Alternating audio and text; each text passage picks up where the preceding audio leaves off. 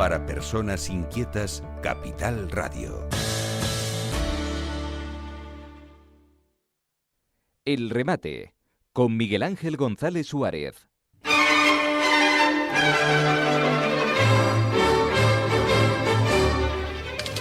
Bueno, parece que entramos hace un rato aquí, pero entramos a las 7:30 de la mañana, era de noche, aquí en la noche fría lagunera, cuando entramos en directo aquí en la Casa de los Capitanes, en el Ayuntamiento de La Laguna.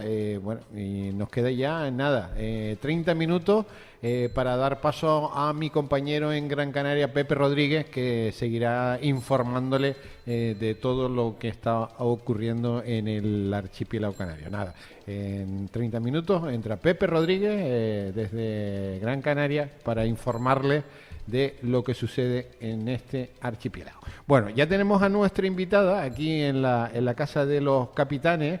Ella es Elisa Falcón, es historiadora del arte y guía turístico. Gracias por estar aquí, Elisa. Muchas gracias a ustedes por tenernos. Bueno, nos vas a contar rutas, ¿no? Nos vas a hablar de rutas de La Laguna. Qué importante, ¿no? Conocer La Laguna, pero con gente que sepa qué es La Laguna, ¿no? Bueno, eso esperamos. Este proyecto en concreto que comienza la próxima semana, el próximo 4 de febrero, son unas rutas que llevan por título La Laguna, Valor Universal Excepcional como Ciudad Patrimonio Mundial. Es un proyecto que nos ha encargado la Concejalía de Patrimonio Cultural del Ayuntamiento de La Laguna. Ya el año pasado, con motivo del 25 aniversario, en el mes de noviembre tuvimos la ocasión de hacer una pequeña muestra y funcionó muy bien, hubo mucha demanda y entonces ahora se van a repetir. ¿Cómo poder acceder a estas rutas? A ver. La inscripción es a través de nuestro correo electrónico. Nosotras somos unas autónomas, una empresita que hace este tipo de actividades educativas, culturales, y el correo es info@localiando.com. Si nos escriben ahí podemos darle información de las fechas que están disponibles, horarios, etc. ¿Hay una página web o algo? Tenemos nuestra página, Localiando, y también estamos en redes. Quizás para consultar esta información, las redes es lo más rápido, porque ahí es donde vamos actualizando las plazas que se van ocupando, los días que van quedando libres, y nos pueden encontrar como Localiando tanto en Facebook como en Instagram. A partir del día 4 de febrero. El 4 empezamos con institutos. Las primeras visitas de mañana van a ser con centros educativos públicos del municipio, concretamente con institutos de enseñanza secundaria, y luego ya los fines de semana, jueves por la tarde, viernes mañana y tarde y sábados mañana y tarde, sí son para público en general, asociaciones, colectivos. ¿Tiene algún costo? No, son totalmente gratuitas. Gratuitas. Lo único que hay que hacerse es apuntarse. Exactamente, escribirnos para reservar la plaza o las plazas que se deseen, el día y la hora que se deseen y participar. Bueno, ¿qué rutas tenemos? Vamos a las rutas. Es la misma ruta siempre, ¿vale? Se llama así,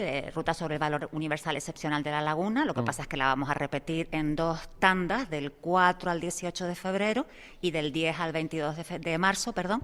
Y bueno, en ese proceso pues se va a repetir siempre el mismo recorrido, porque la idea es acercar a la gente las razones por las que la UNESCO ha incluido La Laguna en la lista del Patrimonio Mundial, y sobre todo ese concepto tan abstracto que es el valor universal excepcional.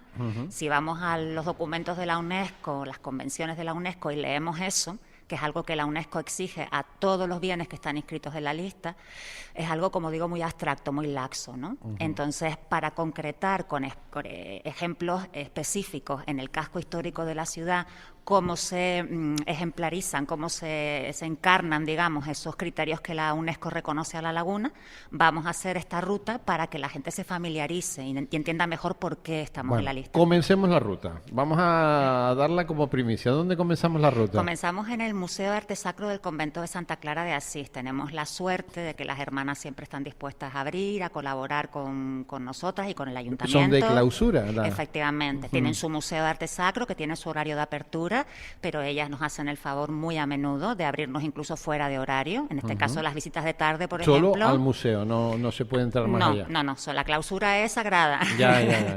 Y entonces accedemos a una sala del museo, porque además la visita al museo, solo la visita al museo ya nos llevaría todo el tiempo del recorrido. Entonces vamos a acceder a una sala que es concretamente la sala que se llama Regina Coeli, una sala dedicada a la Virgen María, porque ahí tenemos ejemplos que nos sirven a través de las obras que ellas han atesorado allí para entender uno de estos criterios que la UNESCO reconoce a la laguna, que es lo que la UNESCO vendría a llamar algo así como un rico intercambio de valores humanos a lo largo del tiempo. Vamos a utilizar algunas de las obras que están ahí para comprender mejor en qué consiste eso, ¿no? Bueno, ¿qué obras vamos a coger? Yo voy a hablar mucho de la Virgen de Candelaria, Ajá. que aunque pueda parecer mentira, tiene mucho que ver con la laguna. A ver. Claro, porque la Virgen de Candelaria, aunque sea de Candelaria, ha viajado... Bueno, los de Weimar dice que es de Weimar. Hombre, aparece, los guanches la encuentran en las costas de Chimisay. Sí. Esto parece que es bastante indiscutible. Sí. Después se traslada a esa cueva de Achvinico, a esa cueva de San Blas en Candelaria, y ahí es donde se le va a seguir rindiendo culto. Todo eso formaba parte del mensellato de Weimar, o sea que realmente, originalmente tenemos que darle la razón a los weimareros, a los candelarieros aquí estarán Los ahora... de Weimar dicen que es de Weimar. Y luego lo que pasa es que tanto el Cabildo, en ese momento el Cabildo de la Laguna, que era el gobierno que regía para toda la isla, no olvidemos que la Laguna fue la primera capital, como la Orden Dominica, que a partir de cierto momento en el siglo XVI empiezan a tener como un control de la gestión del culto de la Virgen, digamos que intentan traerse la Virgen para la laguna, ¿vale? Porque esta es la capital y entonces la Virgen, visitó la laguna y la ha seguido visitando a lo largo de su historia en muchísimas ocasiones. Y la primera vez que se la trajo a la laguna fue para ponerla a salvo de los piratas, precisamente. Y ya en ese momento se estuvieron muy reacios los dominicos a devolver la Virgen a Candelaria, ¿no? Y además con la pérdida del archivo original de los dominicos en Candelaria, que ese archivo se perdió, la mayor parte de la documentación importante que está tenemos, en la archivos laguna. laguneros, la mayor parte de las obras que representan a la Virgen de Candelaria, esculturas, veras efigies, cuadros, están también en colecciones laguneras. Y luego lo que nos interesa sobre todo es entender por qué la Virgen de Candelaria es ese culto mariano que se convierte en un culto tan identitario para los isleños, que es el que más se exporta al continente americano, y cómo encontramos después en América un montón de fundaciones, de templos, de retablos, pero también pueblos, ciudades, barrios por toda América Latina que llevan el nombre de Candelaria. Entonces eso puede ser un ejemplo para entender eso que la UNESCO llama el rico intercambio de valores humanos a lo largo del tiempo. La Virgen nos sirve para explicar eso. Más cosas, venga, seguimos. Luego nos trasladaremos, en rutas de mañana vamos a ir al CEDOCAM, al Centro de Documentación Canarias América, que bueno, ya el nombre lo dice todo. Vamos a continuar hablando de ese rico intercambio de valores. Tenemos la suerte de que las compañeras del CEDOCAM, que también nos han recibido con los brazos abiertos, nos van a explicar además en qué consiste su centro de documentación especializado, les explicarán a los estudiantes o a las personas que vengan por las mañanas pues qué atesoran ellas allí, que tienen un patrimonio bibliográfico, documental interesantísimo. Y el propio edificio del CEDOCAM, la propia casa, nos sirve también para hablar de ese rico intercambio, porque otra cosa que intercambia Canarias con América es la arquitectura, lo que llamaríamos la arquitectura tradicional. Hay un montón de lugares en América que si vemos imágenes, no sé, San Juan de Puerto Rico, La Habana, en Venezuela, pues son incontables los lugares. Vemos imágenes de esos pueblos, de esas ciudades, parece que estamos viendo la Orotava, la laguna. Y entonces eso se debe a que la laguna Canarias es receptora de modelos arquitectónicos peninsulares que aquí se amalgaman de una determinada forma y luego esos modelos son los que se exportan a América, más que los peninsulares, los canarios. Y lo sabemos porque los precedentes inmediatos están en Canarias y porque las coincidencias estilísticas, digamos, las coincidencias formales están mucho más con los ejemplos canarios que con los ejemplos peninsulares. Entonces también el propio edificio nos sirve para entender ese intercambio de valores humanos, ¿no? ¿Y seguimos? Seguimos por las tardes, en la ruta en lugar de ir al CEDOCAM, como el CEDOCAM por las tardes no está abierto, pasa por el Museo de Historia de Tenerife, que está al ladito, es vecino del CEDOCAM, y la idea es un poco la misma. A través de la casa, que es un ejemplo magnífico de arquitectura tradicional canaria, pero con los elementos culturales de una familia genovesa que vive en esa casa, podemos entender toda esta mezcla de valores culturales, europeos, mudéjares, hispanos, portugueses, americanos, Y luego el museo nos ofrece la posibilidad, que también tenemos que agradecer muchísimo al Organismo Autónomo de Museos y Centros, tanto a través del CEDOCAM como del Museo de Historia, que nos permitan este acceso. El museo nos ofrece la posibilidad de subir al salón principal de la casa, donde hay unas piezas de arte flamenco magníficas, que en este caso nos sirven para entender por qué Canarias, después de los propios Países Bajos y después de Madrid, es el lugar que tiene la colección de arte flamenco más importante del mundo. Curioso. Bueno, hay un tríptico en Taganana que es flamenco, magnífico, que no se sabe ni cómo llegó allí. El tríptico de la Ermita de las Nieves en Gran Canaria. Aquí en Santa Cruz tenemos el tríptico que ahora se conoce como de Cepsa. ¿Qué le pasaba a los flamencos? ¿Les encantaba esto? Lo que les pasaba es que comerciaban mucho con el azúcar que se cultivaba en Canarias. O sea, uno de los primeros, o el primer monocultivo de exportación que se implanta en las Islas Canarias es la caña de azúcar. Y entonces el comercio fundamental o el mercado fundamental receptor de esa caña de azúcar van a ser los Países Bajos. Tanto es así que llega un momento en que el comercio es directo, o sea, ya no median las casas de contratación peninsulares, se abre un camino para que Canarias comercie directamente tanto con Europa como con América.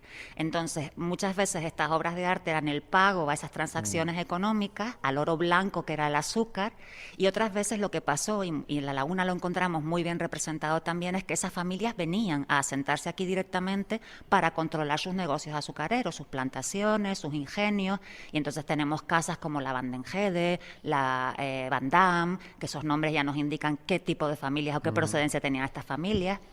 Y luego tenemos, como digo, esa importantísima colección de obras de arte flamenco, que en este caso vamos a utilizar como ejemplo las que están en el Museo de Historia, pero tenemos, por ejemplo, los magníficos cuadros del retablo de los Remedios de la Catedral, que son retablos que vienen de los cuadros que vienen de los Países Bajos. Bueno, tenemos ejemplos incontables, tanto en colecciones religiosas como en colecciones privadas, y también queremos hablar de eso, ¿no? De ese doble camino que siempre son las Islas Canarias. Hay un documento muy bonito que habla de precisa garganta para que los barcos de Su Majestad fueran y volvieran de América a Europa. Canarias era la precisa garganta, Canarias era como el conducto necesario por el que esos barcos tenían que pasar. Y claro, toda esa población... Bueno, por ahí pasaba todo, claro, la cultura, la historia, los productos... Todo. Por ahí pasó todo. ¿Seguimos esa ruta? El siguiente punto para ambas rutas, tanto las de mañana como las de tarde, sería el antiguo convento de los Agustinos, lo que hoy es el Instituto de Canarias Cabrera Pinto. Agradecemos también muchísimo. Que es espectacular con maravilloso. El museo que tiene. Que ahí... Sí, tienen varios museos, tienen que esto es bastante desconocido por mucha gente. En el Salón de Actos tienen obras que proceden del Museo del Prado, por ejemplo. Y la peculiaridad que tiene, que quería decir eso, que agradecemos también al Instituto de Canarias que se hayan prestado a colaborar, a permitir entrar las visitas, incluso en unos días que va a estar cerrado porque estarán haciendo el cambio de exposición. Agradecemos muchísimo a su dirección que nos permita el acceso. La peculiaridad que tiene este edificio, aquí ya estaríamos hablando del otro criterio al que se refiere la UNESCO, que es que La Laguna, podríamos decir que es como un ejemplo único de ciudad en su tiempo. La peculiaridad de ese edificio es que marcó el límite entre las dos fundaciones de La Laguna. Una primera fundación espontánea, sin trazado previsto, que fue la conocida como Villa de Arriba, la zona del entorno de la Iglesia de la Concepción, lo que sería el barrio de San Benito. Y una segunda fundación donde sí se da ya un trazado regular, posiblemente un proyecto mucho más pensado de un tipo de ciudad concreta, que es una ciudad más renacentista que medieval, y el límite, curiosamente, para esa nueva fundación, Alonso Fernández de Lugo, el conquistador de la isla y fundador de esta ciudad, lo pone en el antiguo Hospital del Santi Espíritu, dice el documento, en el año 1500, que es una fecha muy temprana. Y el Hospital del Santo Espíritu luego va a aparecer en los documentos como el Monasterio del Espíritu Santo. De lo que se está hablando es del convento de los Agustinos, que se llamó así originalmente. Entonces, fíjense que ese fundadores de la universidad, además. La primera universidad que hubo aquí en Canarias y en La Laguna fue la universidad religiosa que tuvieron los frailes allí durante unos pocos años, pero sí es verdad que tuvieron una primera universidad religiosa, y luego la Universidad de San Fernando, una de las ubicaciones que tuvo fue el convento agustino. Bueno, ¿y seguimos? Y la última parada ya de la ruta sería la Plaza de la Junta Suprema de Canarias, la Plaza de los Bolos, como la llamamos los laguneros, porque allí tenemos en el suelo una placa en la esquinita al lado de ese chalet tan magnífico que es las Araucarias, que todos los turistas le hacen fotos porque es precioso. Tenemos una placa que representa el primer plano conocido de la ciudad de La Laguna, el plano de 1588 de Leonardo Torriani.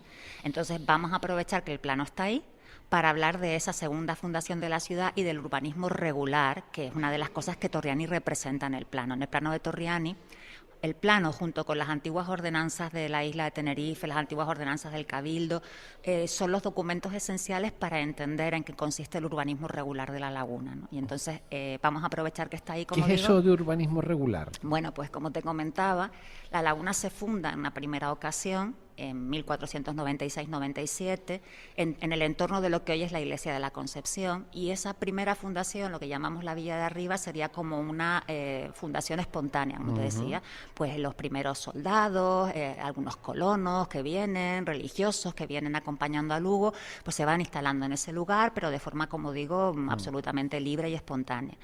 Y en el año 1500, Alonso Fernández de Lugo, que se ha ido a capitular con los reyes católicos, entre otras cosas, las condiciones en las que él quiere ser señor de esta tierra, regresa, y entonces ya regresa y ordena un traslado de la villa. De hecho, en las ordenanzas se ve cómo se prohíbe el comercio en la Villa de Arriba, se intenta evitar que se sigan instalando vecinos ahí, se les amenaza con el derribo de las casas. Eso deja muy claro que la Villa de Arriba se quiere como borrar del mapa, cosa que no se consigue, y finalmente lo que se hace es unir ambas, digamos que ambas ciudades acaban unidas, ¿no? Pero fíjense que Lugo ordena el traslado y lo ordena lo más lejos que se puede de la Villa de Arriba, que es donde hoy está la Plaza del Adelantado. Ahí se refunda la ciudad. De hecho, se llama así Plaza del Adelantado porque Lugo se instala a vivir ahí, en una casa que estuvo donde ya está el convento de las Catalinas, y él tenía ese título que le conceden los reyes, Adelantado de Canarias. Entonces, a partir de ahí, empieza una ciudad en la que sí va a regir un pensamiento. Yo no sé si podemos hablar de un proyecto perfectamente pensado, como defienden algunos historiadores, o en algo un poco más espontáneo que se va haciendo en función de que la ciudad se va fundando, pero lo que está claro es que se quiere empezar por un principio que es una plaza mayor. Y esa plaza mayor... Y alrededor de esa plaza van surgiendo el diseño de la ciudad, exacto, que será modelo para América. Y nos hemos olvidado de alguien que es el Padre Ancheta.